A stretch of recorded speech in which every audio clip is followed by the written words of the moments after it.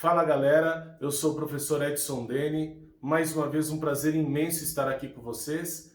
E você deve estar se perguntando agora, professor, mas o que tem a ver aquela máquina de datilografar com uma folha impressa? É exatamente sobre isso que eu vou falar hoje, sobre a competência 4, demonstrar conhecimento dos mecanismos linguísticos necessários para a construção da argumentação do seu texto. Máquina de datilografar não imprime. Se você sabe que uma máquina de datilografar não imprime, você conhece o funcionamento daquele mecanismo. E é isso que você precisa saber na aula de hoje e eu tenho certeza que você vai aprender. Já que hoje nós vamos aprender um pouco mais sobre o funcionamento desses mecanismos, nada mais interessante de saber onde eles agem. E para isso, eu trouxe a sequenciação coerente do texto e a relação de interdependência entre as ideias. Então eu lembro que eu já comentei isso com você numa aula anterior sobre o texto ser uma trama. O texto ele está inteiramente interligado, ou seja, parágrafos com parágrafos, períodos com períodos, totalmente interligado. Só que eu preciso de palavras que exerçam essa função. E essas palavras nós podemos colocar aqui como conectivos. Funcionam como mecanismos, como uma engrenagem para o texto. Dando continuidade a esse assunto sobre os mecanismos, nós temos uma área da língua portuguesa que descreve esse funcionamento, que é a coesão. Então eu separei algumas palavrinhas como conjunções, preposições, advérbios e locuções adverbiais. Essas classes gramaticais, na morfologia, têm como função exatamente a interligação de alguma parte do texto, seja nas orações como as conjunções, entre palavras as preposições, seja na retomada de elementos como tempo, circunstâncias, de afirmação, de negação e também as locuções adverbiais que contribuem para essa ideia de confirmação, negação, dúvida, só que de maneira sintática, numa relação sintática e semântica. Então, essas palavras contribuem diretamente para a interligação do texto. São chamadas também de conectivos. E já que nós estamos falando sobre coesão, eu vou mostrar alguns exemplos dentro dos parágrafos e dentro dos períodos também. Afinal de contas, o texto, cada parágrafo do texto é um mini texto, que precisa ter início, meio e fim. Só um momento, gente. Oi? Nem? Ah, tá. Ó, tem dica de ouro no final do vídeo, hein? Fica ligado até lá. O encadeamento do texto precisa muito da utilização desses conectivos. Então aqui eu separei sobre os parágrafos e os períodos. Mas primeiro eu vou explicar um pouco sobre como funciona essa interligação entre os parágrafos. Então você tem a ideia principal, também chamada de tópico frasal, mas fica tranquilo que tem uma aula só falando sobre tópico frasal. E as ideias secundárias, que são exemplificações, causa e consequência, conclusão, explicações, depende do que você pretende. Então, cada parágrafo é um mini texto. Precisa ter início, meio e fim. Com os períodos que contribuem para a formação do parágrafo, nós temos relações entre as orações. Claro, duas ou mais. Como funcionam essas relações, professor? Nós temos diversas relações de causa e consequência, contradição, explicação, exemplificação, depende da sua intencionalidade comunicacional. Então nós temos causa e consequência. Como funciona a relação entre orações que mostra exatamente esse valor semântico?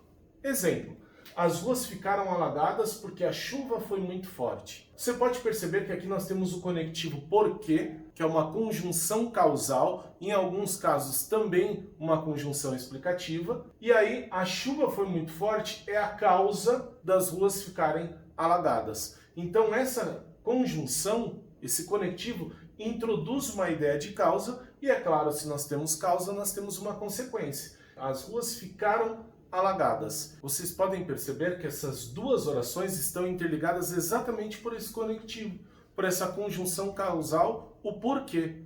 Agora, outro exemplo de relação entre as orações, ou seja, de um conectivo que estabelece um valor semântico para as orações, um valor de sentido. a contradição, o valor de oposição, ou seja, adversativo. Quando você tem uma ideia numa oração e a segunda ideia é oposta à primeira, é contraditória à primeira. Então, no exemplo, vocês podem perceber isso, todos podem consultar o livro. No entanto, a prova é individual. Então, no entanto, passa exatamente essa ideia de oposição. Pode consultar o livro, mas a prova é individual. Você não pode fazer em grupo. Porém, a prova é individual. Entretanto, a prova é individual. Então, qualquer dessas conjunções com valor de oposição adversativas, você pode utilizar nesse caso. Depois de falar sobre a relação entre as orações, como essas orações se interligam, é importante também mostrar o processo de referenciação das frases, das palavras que formam essas frases, né?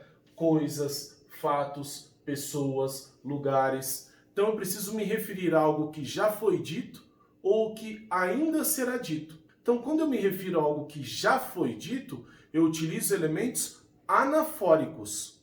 E quando eu me refiro a algo que ainda será dito, eu estou introduzindo, digamos assim, eu me remento a elementos catafóricos. Só para fazer uma retomada aqui e ilustrar para você. Vejamos as palavras, as classes gramaticais que podem ser utilizadas como referenciadores. Pronomes, artigos, vocábulos de mesma base lexical.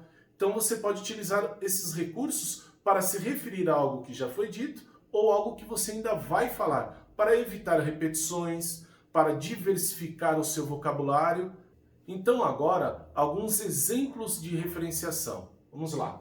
João despejou suco num copo. Em seguida adicionou água e o tomou.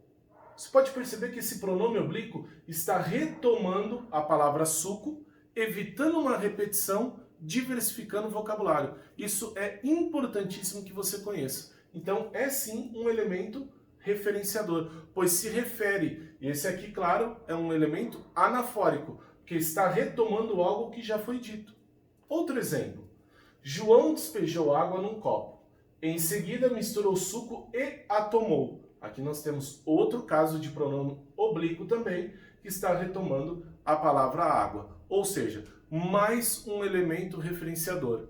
No caso, um elemento anafórico, porque quando você retoma algo que já foi dito, esse recurso se chama anáfora, ou seja, um elemento anafórico.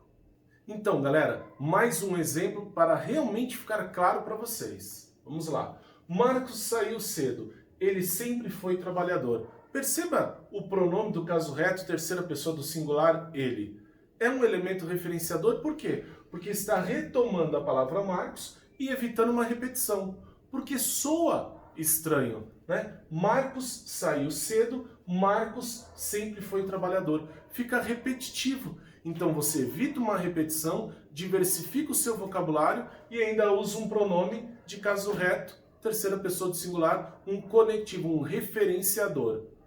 Espero que você tenha entendido realmente como funciona o processo desses mecanismos, as interligações entre parágrafos e períodos por intermédio desses conectores, pronomes, artigos, advérbios, porque será exatamente por isso que você será avaliado.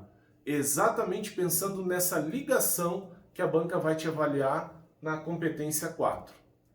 Então agora é hora de nós entendermos a pontuação da competência 4. 0 pontos, não articula as informações. 40 pontos, articula as partes do texto de forma precária. 80 pontos, articula as partes do texto de forma insuficiente, com muitas inadequações, apresentando um repertório limitado desses recursos. Agora, 120 pontos, articula as partes do texto de forma mediana, com inadequações e apresenta um repertório pouco diversificado dos recursos. Já 160 começa a melhorar. Articula as partes do texto com poucas inadequações e apresenta repertório diversificado dos recursos coesivos. E é claro, 200 pontos, articula bem as partes do texto e apresenta repertório diversificado de recursos coesivos. Então, ó, você já conhece o nosso termômetro. Tem um desempenho ótimo, então precisa tirar 200 pontos para chegarmos aqui. E para isso você precisa fazer o quê? Diversificar e articular muito bem o uso desses recursos coesivos no seu texto.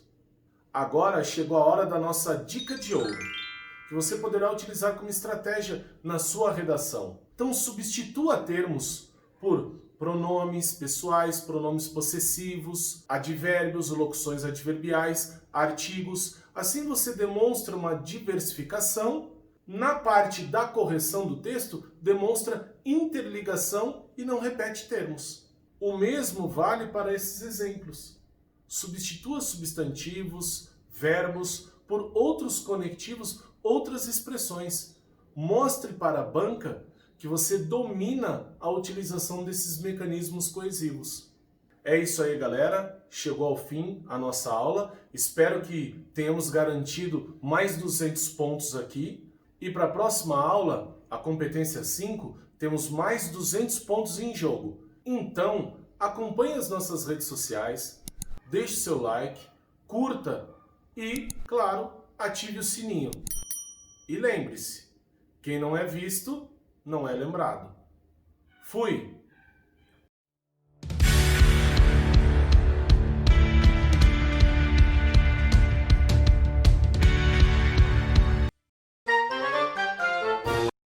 Marcos sempre foi trabalhar. Fih, está... Trabalhador. Trabalhador. O que eu disse? Trabalhar. E como é que é? Trabalhador. Trabalhador. O que eu disse? Trabalhar. Então é Como é que é? trabalhador. Trabalhador. O que eu disse? Ai, cale-se, cale-se, cale-se, cale-se, você me deixa louco!